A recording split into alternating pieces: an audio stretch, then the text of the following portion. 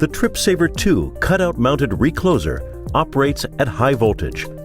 Failure to observe these precautions will result in serious personal injury or death. Some of these precautions may differ from your company's operating procedures and rules. Where a discrepancy exists, follow your company's operating procedures and rules. This video is intended to be used in conjunction with the written instruction sheet included with your product. The TripSaver II is a single-phase cutout-mounted recloser used to eliminate unnecessary permanent outages. S&C's TripSaver II Service Center configuration software allows owners to configure the TripSaver II recloser from a computer, set TCC curves, customize the LCD screens, control communication settings, set the local manual open parameters, and look at snapshots. The configuration kit comes with an AC adapter, power outlet plug adapters, a power module, extension cord, a USB transceiver, labels, and a carrying case. The software is available to download only to customers who have purchased the configuration kit. The latest release is posted on the S&C Automation Customer Support portal. See our video on downloading and installing software through the customer portal. That video uses Intelleruptor software as an example, but the same principles apply to the TripSaver II reclosers software. After installing, we're now ready to open the software. There's a desktop icon with the S&C logo and SCC followed by your version number, or you can go through the Start menu. It's important that you're using version 1.6 or higher, as that release has the latest features. You'll be greeted by this warning screen. Read and understand the screen, and click the green button to continue. Here's the user interface. You can see how it's organized with a menu bar across the top, a menu tree down the left side, and the main body taking up the rest of the screen. The menu bar across the top is the Quick Access toolbar. These are frequently used commands like opening snapshot files, loading set points, or connecting to a TripSaver II recloser, so you don't have to dig through menus to do the most basic tasks. The tree on the left highlights the current screen and grays out the rest. You can see the main body page is content-aware, so it'll change depending on what tab you choose on the left. This is where you configure the device. If you open the software without connecting a TripSaver II recloser, it'll open in standalone mode, which is offline. You can use standalone mode to set parameters that you save to a setpoint file and can later upload to a TripSaver II recloser. This mode can also be used to review previously downloaded snapshots, which contain the information about the TripSaver II recloser at the time the snapshot was downloaded, including battery charge, serial numbers, and events.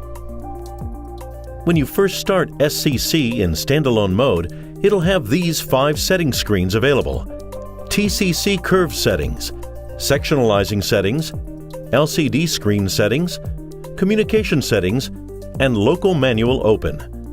You'll have additional screens available when you connect to TripSaver II recloser or if you open a setpoint file. The software provides wireless communication to the TripSaver II recloser using the USB transceiver. To install the transceiver, simply plug it into your computer's USB port. The TripSaver II recloser needs to be powered using the AC adapter and power module or the cordless power module, which is available separately. It's held in place magnetically. To make sure the TripSaver II recloser is powered, rotate the Mode Selector lever and observe the LCD screen. If the screen scrolls, it indicates the unit is successfully powered. We can now connect the TripSaver II recloser. Click on Connection, Connect to Device. You can also use this icon in the Quick Access toolbar. If you have trouble connecting, move the unit closer to the USB transceiver. Optimal position is between 1 and 4 inches away and at a 45-degree angle. This Transceiver ID Request dialog box will open. The transceiver ID is unique to each TripSaver II recloser. It's a 32-digit string, but you'll need to only enter the last 16 digits. There are 3 places to find this code: by scanning the QR code embedded on the lower housing of the TripSaver II recloser. You can also find the ID by rotating the Mode Selector level on the TripSaver II recloser. the LCD screens will start to scroll, you'll come to transceiver ID. The third way to find the code is to look on the back side of the yellow Do Not Drop Handle with Care tag attached to each unit when it leaves S&C. Enter this ID code and the TripSaver II recloser will connect to the computer. Enter the last 16 digits in the form. You can see the drop-down as well. It'll save the last 16 IDs you've entered for quicker access. Click OK and the TripSaver II recloser will connect. If you have any problems connecting at this point, make sure you're using software version 1.6 or higher and that the USB transceiver is at least 1.6 as well.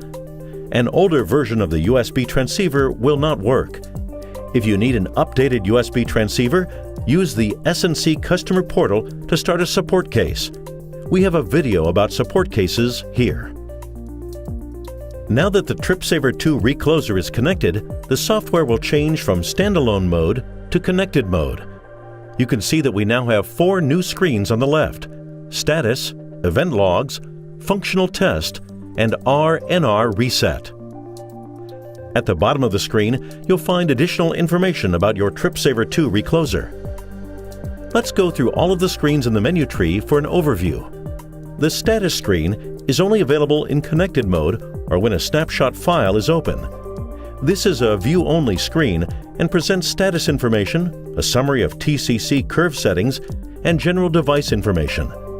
This is a good place for a quick look at settings on the TripSaver II recloser. This video is more of a general overview, but the written instructions go through each and every category on the page. The TCC, or Time Current Characteristic Curve Settings screen, is where you program the coordination settings. There's no limit to how you can set your TripSaver II recloser. The initial trip is always required. From there you can add more tests, up to 4. You can also copy and paste tests so you're not starting from scratch each time.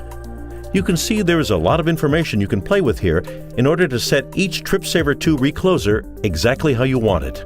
Again, the written instructions go into great detail about all of these different categories. You should be very familiar with the written instructions and TCC curves before attempting to program the TripSaver II recloser. There are also default curves that are programmed into every standard TripSaver II recloser before it leaves the factory. This is the starting point of the configuration process, and those are the settings you see here. Once you program the TripSaver II recloser, you can validate the settings to make sure there are no errors. There's a Validate button in the Quick Access toolbar along the top. If you need to upload these settings to multiple TripSaver II reclosers, you can save the settings as a setpoint file. That will allow you to connect a new TripSaver II recloser with the same firmware version and upload your settings without having to go through all the programming again. In the Quick Access toolbar, you'll find these buttons for Open, Close, and Save snapshots. Setpoints can also be programmed in standalone mode without a TripSaver II recloser. The TripSaver II recloser features a sectionalizing function for both the 4Ka and 6.3 Ka rated models. When enabled, a TripSaver II recloser will start its secondary protection function, the sectionalizing function, over a user-specified range of fault currents when the source-side circuit breaker or recloser, for whatever reason, trips faster than the TripSaver II recloser's TCC overcurrent protection. It will count the number of operations of the source-side circuit breaker or recloser and will drop open after a user-specified number of counts. The LCD screen settings screen allows users to customize the LCD screen on the TripSaver II recloser.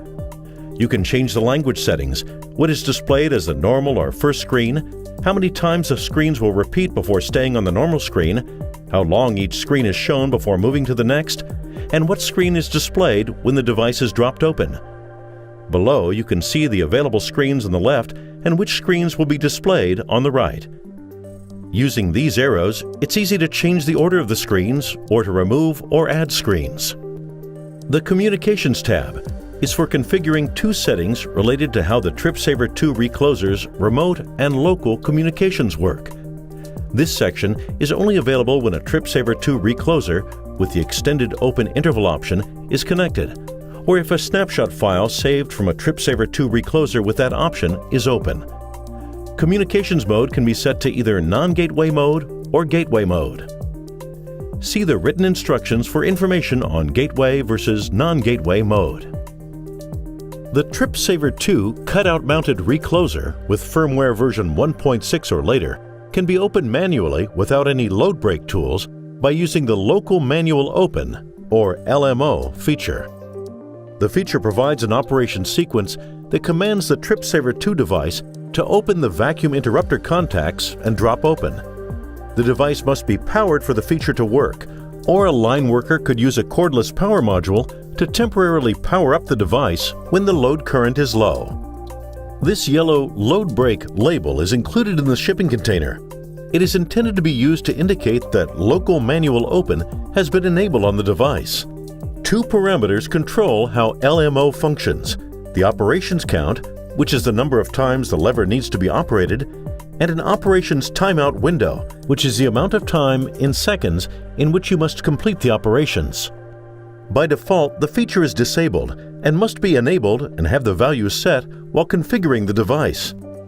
When the LMO feature is enabled, a new LCD screen titled LMO will be automatically displayed as the first scrolling screen, with the operations count on the left and the time window shown on the right. Confirm the values with your utility.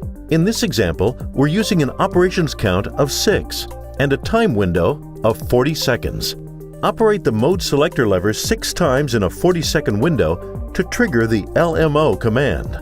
Every single movement of the lever counts as one operation. As soon as the 6 operations are complete, the TripSaver II recloser will start a time delay sequence. For the next 10 seconds, LMO cancel will appear on the LCD screen. The 10-second window is fixed. Any operation of the mode selector lever during this time will cancel the LMO command, and LMO canceled will appear on the screen. If the command is not canceled within 10 seconds, a walk away message will then be displayed. The walk away window is fixed at 8 seconds and gives users time to move away from the device. During the walk away period, the operator can no longer cancel the LMO operation. After 8 seconds, the device will break the load current, drop open, and reset. The Event Logs screen provides 8 different historical counts, including the number of interrupter operations and device drop opens of the connected TripSaver II recloser and the duration and current level of the last 25 trip events. The firmware uses separate memory to store full event logs for engineering use, so if you need to analyze an event more than 25 trips past, it is possible. If you open a support case with S&C, you may be asked to forward this event log. It can be obtained by saving a snapshot file. As you can see, there's a lot of information in these event logs. If you click the Clear All Events button, it will erase these last 25 events from this screen, but they are still saved in the full event log in the snapshot file. The Functional Test screen monitors the device status of the connected TripSaver II recloser. You can simulate a temporary or permanent fault from this screen. Please note that in order for these tests to work, the TripSaver II recloser must either be installed in a current production S&C type XS fuse cutout mounting with sufficient clearance to drop open, or be placed horizontally on a flat surface with the trunnion pointing up. If the TripSaver II recloser is on its side, the tests will not work properly and could lead to a device lockout.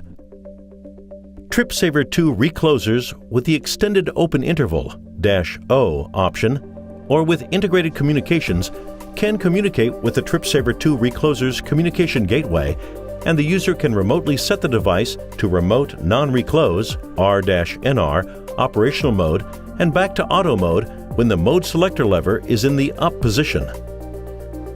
To avoid a situation where the TripSaver II recloser is permanently stuck in the R-NR mode when remote communications are not available, the user can set the operational mode back to the auto setting locally by using the R-NR reset feature when a TripSaver II recloser is connected to the S&C TripSaver II Service Center configuration software. We hope you have found this video informative. If you have any questions, please visit our website at snc.com.